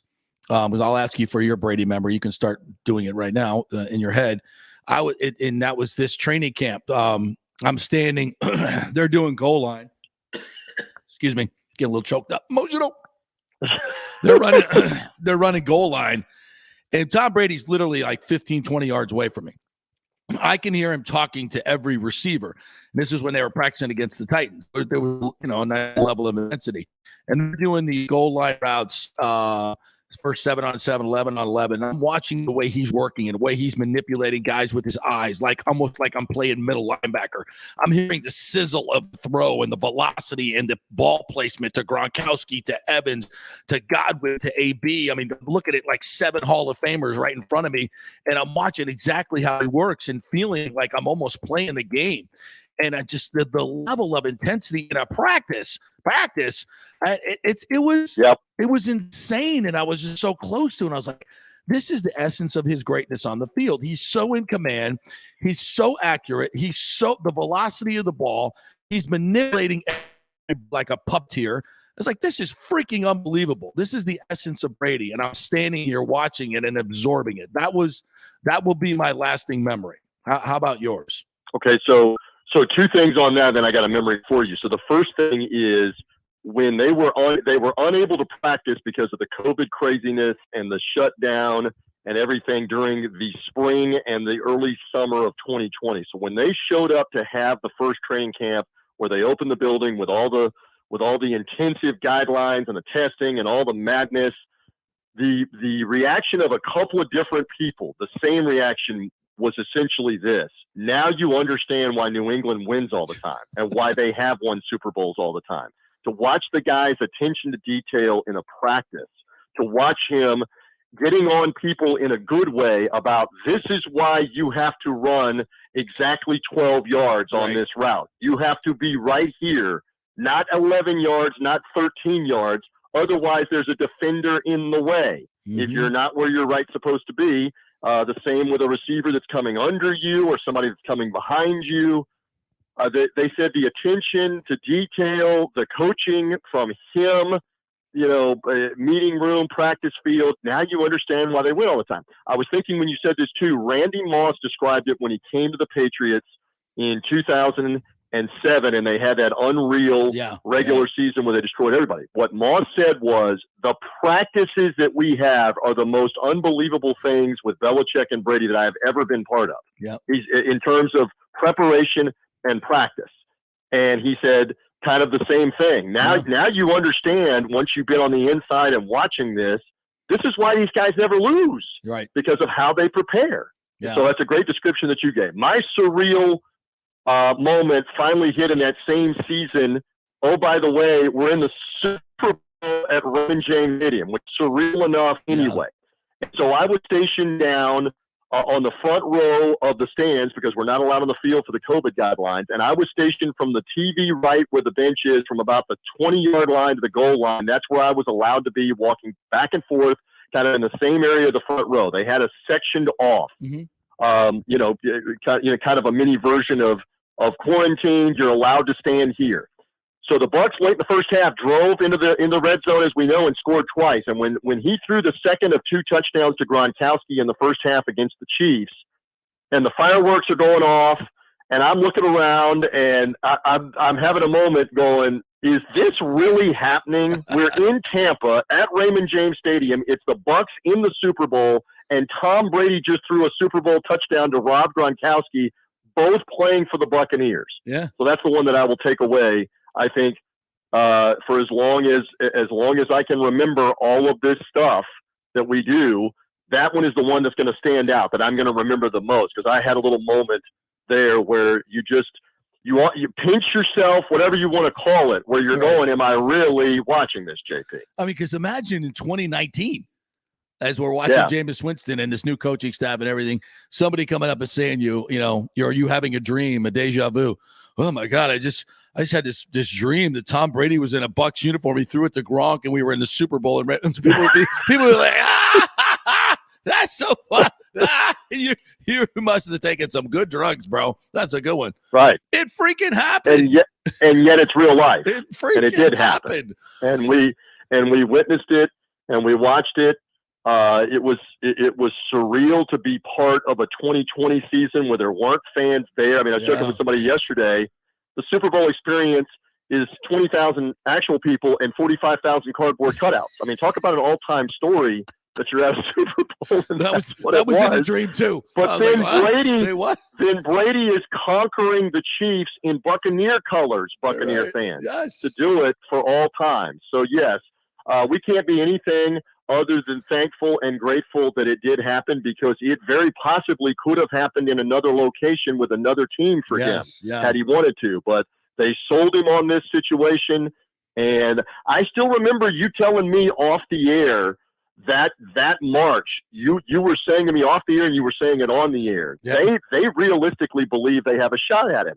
And I'm sitting back optimistic, but I'm almost asking you to get drug tested. Right. Going, TJ, he's really going to come here? He's really going to willingly come here? And as it turns out, they lured him, they landed him, and boy, did it work out, and we're glad. And I could probably talk about it more now that this chapter is all closed, though. So I literally said it the day after Jameis threw the picks that he was coming here. It was my prediction. I wasn't reporting it, but I was predicted it, and everybody thought I was hammered, drunk, probably was. But I just, because I read the tea leaves, I was like, this is the best place for him to land with the coaching staff and everything else. This is the best place for him to go. So. And then as it went through the next couple of months, I, happened to play golf with Bruce a couple of times, and we didn't talk about it. We didn't talk about it at all until like the last, we were just sitting around. Rondé was there, and we're all kind of, we've been playing golf and had a few beers. And, I think Rondé brought it up, and I was like, yeah, I've been saying this on my show. For like Bruce Arians is sitting to my left. I'm like not even there. I'm like, yeah, I've been saying it on my show for 2 months. Brady's coming here. I can make the case, and blah, blah, blah. And Bruce just pipes up and goes, let me make the case of why Brady's coming here. and I'm like, oh, really? Oh, okay. And so he did. And it was like, and I'm like, this is happening. This is freaking happening. I'm telling you, folks. And it's still surreal to this moment that it all went down and he chose us. And there are people, TJ, that say, oh, he was only here for 2 years, a hard done. You can't put him in the Ring of Honor. I'm like, are you out of your mind? I heard somebody call you or somebody say that. Yeah. I'm like, you out of your mind? And guess what? It's free agent right now in the world of pro sports.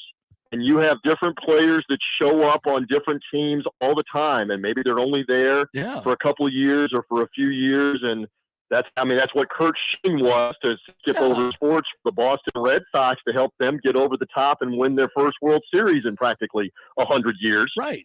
When he helped Boston win it, he was a hired gun, if you will, or a free agent that came there and helped them. And there's numerous other examples. But the Broncos got back in because Peyton Manning was a hired gun, right? And the Vikings almost got there because Brett Favre was a hired gun, although he had moved around to a couple teams. And you can go to NBA examples of guys that came and latched on to a team that was already winning blah, blah, blah, and got to win an NBA championship. So, But he didn't come here and just ceremoniously. I mean, I know Montana got the Chiefs to a playoff game. I think they may have won one. But that was they got to the AFC title game. They won 2 and got to the AFC title game, but got no further. Correct. Yeah, but he came here and won a freaking Super Bowl and then won a division and was 2 wins away from another Super Bowl. So, I mean, this was not and had an MVP season, and it was because of the team that was around him. It wasn't just Brady, So, absolutely, you put a damn statue out front with the rest of his teammates, the first guy to ever win a Super Bowl, right out in front by the beach there. You put him in the damn Ring of Honor. Bring Doug Williams back. We'll retire the number 12, and Trent Dilfer can MC the thing. I mean, of course. I love that, by the way. I think it would be really cool. Somebody was talking about that. It would be really cool if they did a ceremony, and you could have Dilfer be part of it, where you're retiring the orange Doug Williams 12 with the orange 12 and the Brady red and pewter 12, and have Dilfer acknowledge it too because he wore 12 as well. Yes. That would be a really cool thing. Who, by the way, won a Super Bowl in that stadium, Trent Dilfer. I mean, it's too Correct. good. It's too good. It's just too good. And I was there, and you were there for that, although he was wearing number 8. He was not. I still remember that. He was wearing 8 for the Ravens, not 12, but he did win one in the stadium. Good point. Yeah. So, I mean, there's a lot of synergy there. So, hell yeah. And here's a question that I think. Love that. And here's a question.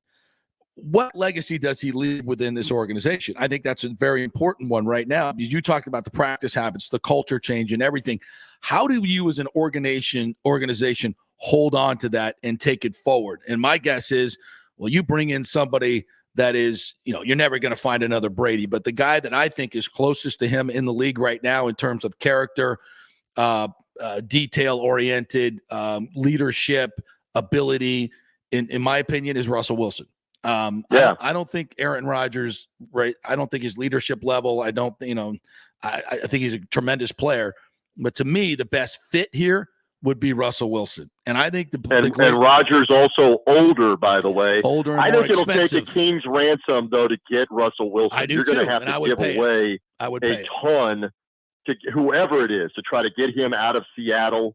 He's beloved there. Does he really want to leave? Yes. Those are all questions up there. But you make a good point on that kind of blockbuster name. But can I just throw this out here while we're throwing things out as it's now Groundhog's Day, Groundhog Day today, and you want it to be a good Groundhog thing and do this all over again? I don't think it's the worst thing in the world to give Kyle Trask a shot. And I'm not a Florida Gator. You know that. I didn't go there. We're around a bunch of them. That's anti. I know you might start twitching and I don't know, convulsing. Nick might have to take care of you there for a second that I'm even bringing this up. But how far-fetched is it that Kyle Trask is going to be good, if not really good, when you watch what Joe Burrow has done with a worse lineup in Cincinnati, not nearly the same skill set players and the same offensive line in Cincinnati. You watch what Mac Jones did without the same weapons and without the same stuff in New England. You watch Tua Tagovailoa without an offensive line anywhere near what the Bucs have and still be able to win and succeed. And you now look at Kyle Trask, who succeeded at Florida, succeeded in the SEC with the best talent in college football, the best NFL caliber talent. How can we sit back and say there's no chance that succeeds?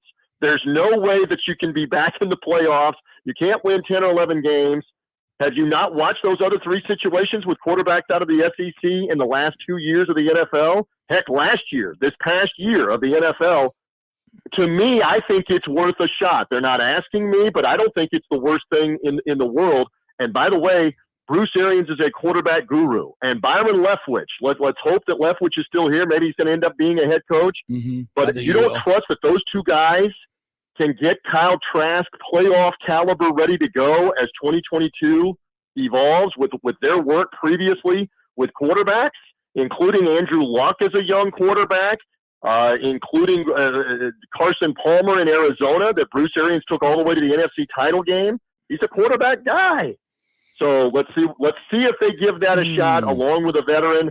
I would be happy. I'm going to be happy with whatever they do. But I would not be so fearful that the sky is falling if the choice is to go to Kyle Trask for the examples I just gave. Okay. All right. I would lean to, and I know it will take a king's ransom to get Russell Wilson out of there. And my retort to that would be, look, Seattle has to be honest with themselves. They're not winning anything with that roster anytime soon. They need a total rebuild. Paying Russell Wilson to stay there and even be there is a waste of time, especially in the division they're in. They need a complete rebuild, which needs there you go. And they need lots of draft picks. That is something, the division component of good luck every year with the Rams. Now the 49ers are going to move on from Garoppolo, it appears. Right. So it's Trey Lance, but they've been very successful.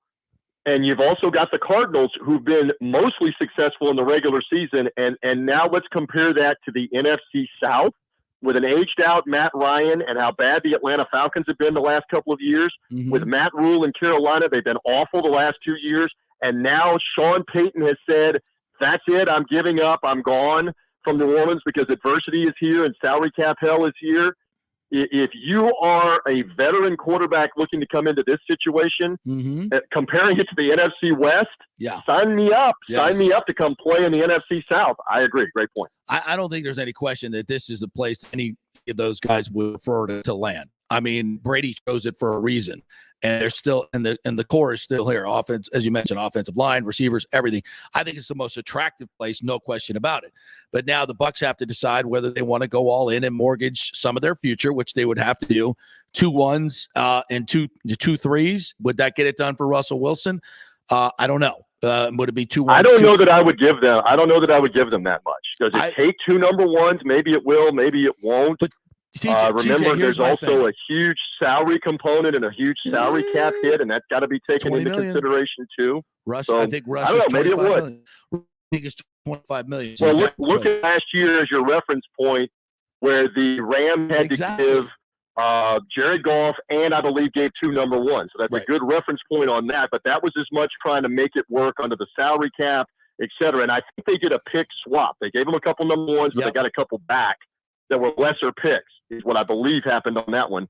But I don't, if we're playing armchair GM on Groundhog Day, I don't know that I'm wanting to part with 4 picks and take that salary on.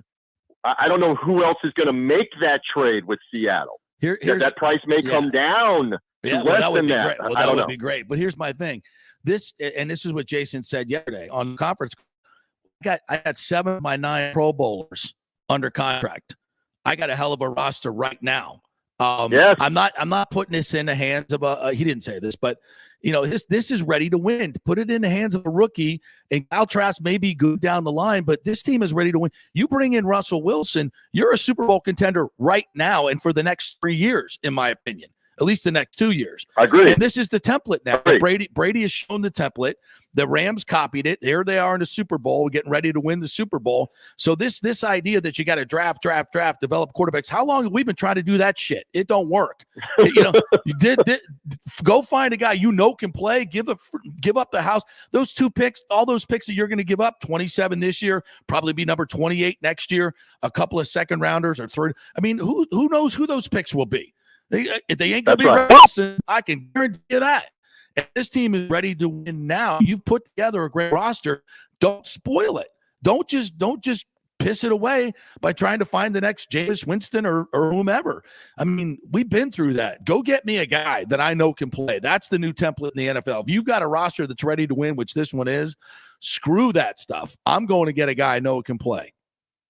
That's my and I'm just thinking while you said that, the Broncos post Peyton Manning. So they went all in to grab Peyton, get him. Still he changed the culture. Back to that again. But you look at the 5 or 6 years now post Peyton with that, and they can't figure it out. They can't get out of their own way. They can't even have a winning season in Denver. So it can go bad. But again, the argument you're making is this roster is still a stacked roster. And that offensive line, especially if you can bring Brian Jensen back, you get Jensen back in there and you have the whole line back.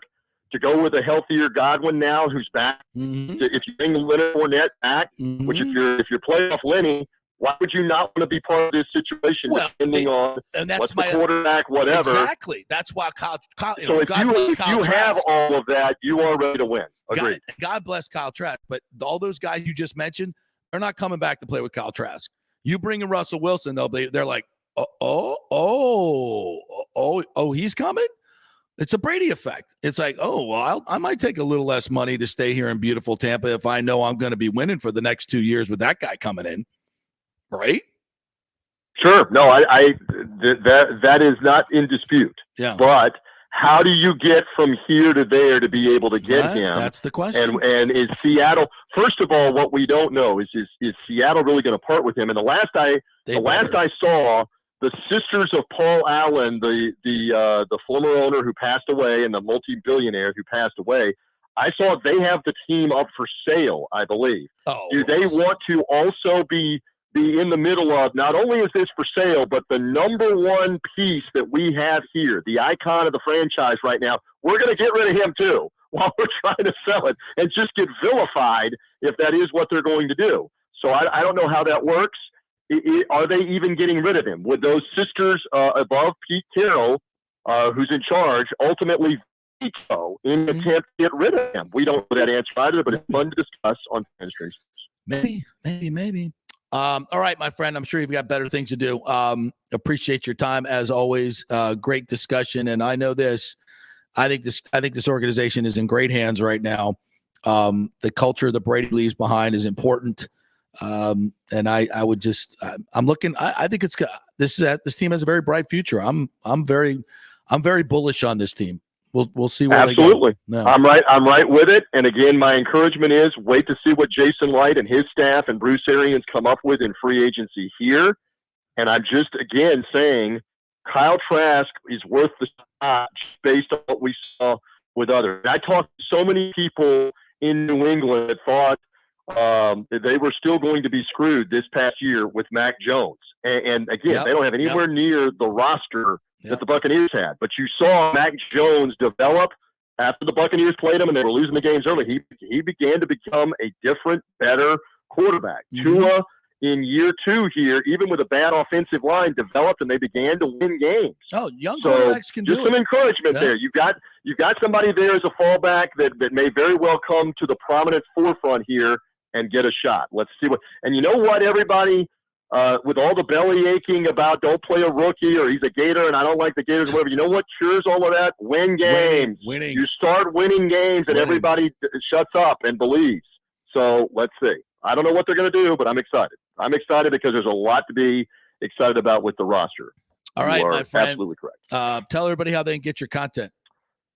So we're rocking along even in the off season. The Three Dogs Thursday podcast still exists. The Buck stuff is done for now until draft time and then this fall Buccaneers Radio. But Three Dog Thursday, wherever you get podcasts. I love picking the underdogs in the football and college basketball. Working out well. So we got that going on. And other than that, you and I got to get to a golf course at some point here too as well and go hit a golf ball because, my gosh, how did we not take advantage of a day like today? What are we doing? You're talking to me and we're not on a golf course and it's 80 degrees on February 2nd. But I hate to say it. But all good. Always good to be with you. You ring me up whenever you need me. I'll send you a picture from the first tee at Palma Sia today. That's why I get done at noon, bro. So it's all I understand. You get done. I got to get you get out there. You shoot 70. You shoot 72 all the time, or 73, and you go 16, 17, and 18. I know how you roll. Well, maybe we'll get you in the foursome with Bruce Arians and Rondé next time, and we'll find out who the next quarterback is going to be. Power 40. Yes, go get the intel. You don't need me if you can get the intel. If you don't, if you get the intel without me, I want the intel. So go get the intel. Sounds good. All right, thanks, TJ. Appreciate it, buddy. All right, we'll take all right, boys. We'll take another break. And when we come back, we'll give you the latest. I just saw a story come down. Evidently, Brian Flores wasn't the only one that was paid to lose games in the NFL by an owner. Whoa, who's next? Stay tuned. Owners, property values have risen in the Tampa Bay area to record levels, some up to 24% in 1 year. It's time to refinance your home and pull out the equity before rates go through the roof. Call my man Scott Fitzgerald at 813-294-7595 or email him at scott@amstampa.com. Scott believes interest rates will be over 5 very soon due to the volatile economy and inflation, but you can still lock in the mid-3s, but not for long. This means you can save tens of thousands of dollars over the life of your loan. Now, Scott is an independent broker, so he can shop your mortgage around for the best rates, and he will pay for your appraisal if you mention you heard it here on the JP Show. That's a $500 to $700 value. Scott does not charge the huge upfront fees like the big banks do. In this uncertain economy and political climate, better to have cash in hand now. So call Scott at 813-294-7595 or email him at scott@amstampa.com. Getting old is inevitable, but feeling and looking old is avoidable. If you're feeling run down, your workout sucks, or your sexual libido is not what it used to be, check out Bay Area Modern Medical Center. That happened to me a few years ago, and I found out I had the testosterone level of a second-grade girl. That's not good. Our food, environment, and stress can cause your T levels to drop. Bay Area Modern Medical Center can help, and they are different. They offer customized hormone replacement for both men and women. Christopher Lugo and his medical staff can help you restore your energy, your sex drive, and your feelings of well-being. It was a total game changer for me. I have way more energy, lost 30 pounds, and I'm performing better in all areas of my life. Nobody wants to talk about sexual health, but it's key to a balanced life. We offer discreet treatments with real-world results. So if you're suffering from a lack of interest in sex, ED, or lack of sexual stamina, Dr. Lugo and his staff can help. Take your health care to the next level at Bay Area Modern Medical Center, 844-977-3477 or BAMMC.com. The PGA Tour's Valspar Championship is back in March in 2022, March 14th through the 20th, right in the middle of the best weather of the year and the last stop on the Florida Swing. The Valspar has become one of the must-do events on the Tampa Bay sports and social calendar, so get your best tickets before they sell out. The game's biggest stars love the Copperhead course in Innisbrook. Last year, we saw Dustin Johnson, Justin Thomas, Jordan Spieth. Wow, the crowds, and another star-studded field is expected again this year. Sam Burns took the title and will defend again at the Copperhead. This will be a full tournament with the return of Valspar Live, our free Saturday concert featuring Chris Young and Big and Rich, and other amenities including Chameleon Cove, the Hooters Owl's Nest, the Publix Chill Lounge, and other hospitality venues. Go to ValsparChampionship.com for tickets. The best premium hospitality areas will sell out, so don't wait.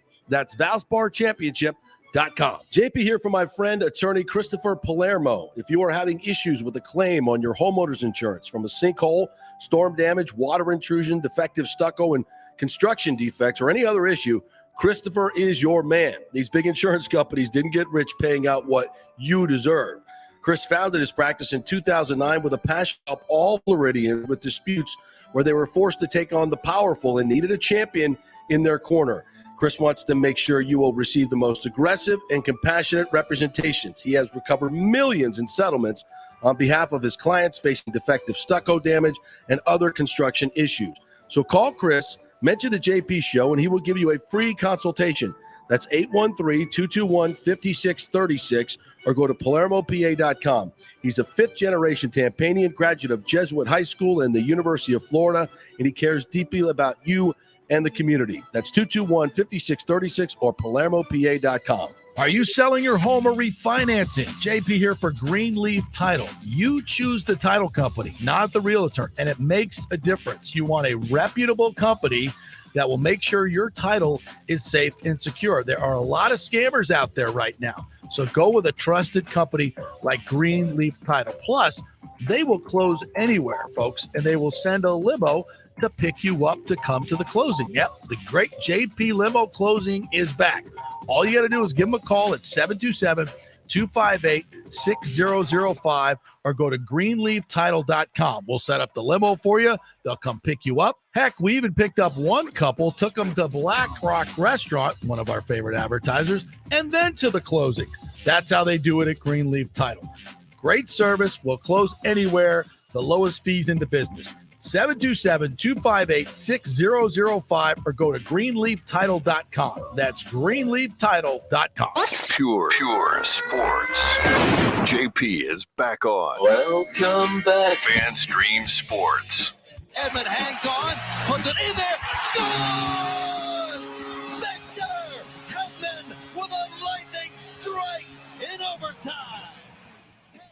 That's the game winner last night at OT as the Lightning head off to the All-Star break. Victor Hedman heads to Vegas with an OT game winner. And I think it may have deflected, but doesn't matter.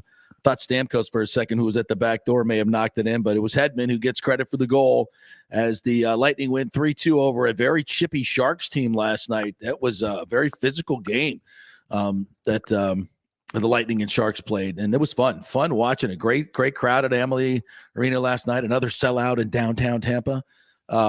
Good stuff, and they won't be home until February 23rd. Long time without hockey. Long time no hockey. Yeah. They'll have a couple of games they got to make up with Colorado and Arizona. Is Arizona still playing?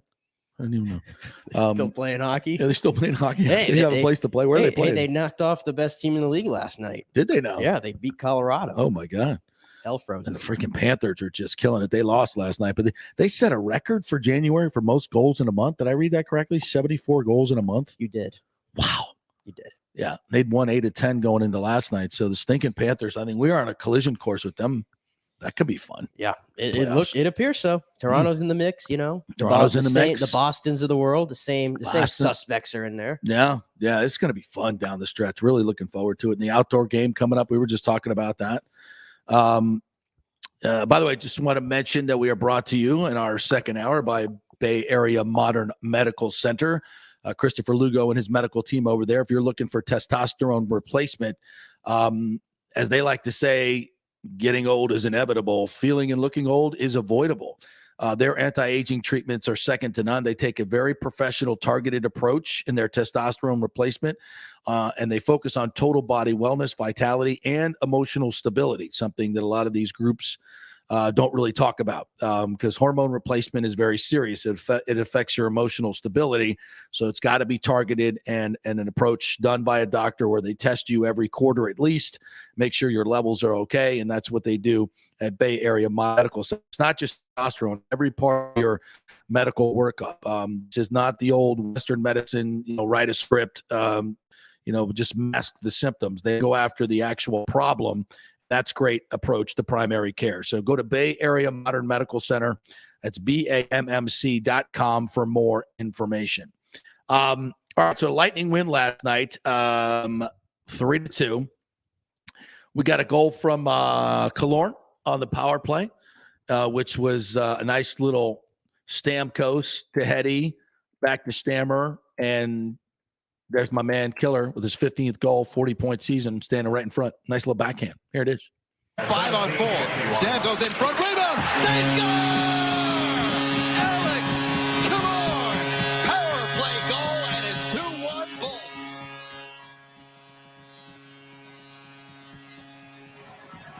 Some of the pretty plays have not ended up in the back of the net. This one wasn't as pretty, but it's in, and that's what counts.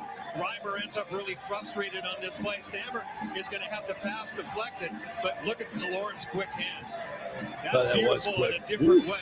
Look at Killorn. Watch his hand. Knock it down quickly, spin and fire. Wow, that is terrific.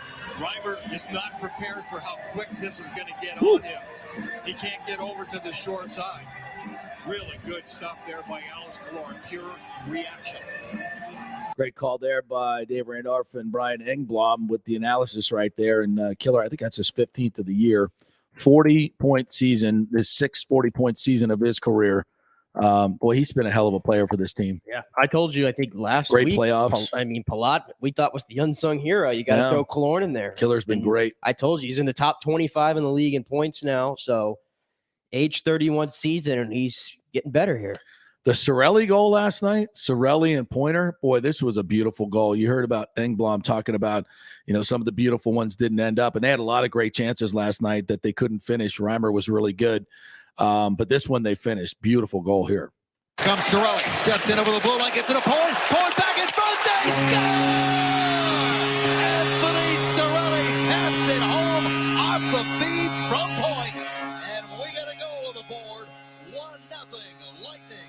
But that may be the easiest score he's ever going to get. So, these two guys ought to take a bow because this is the way the game is supposed to play.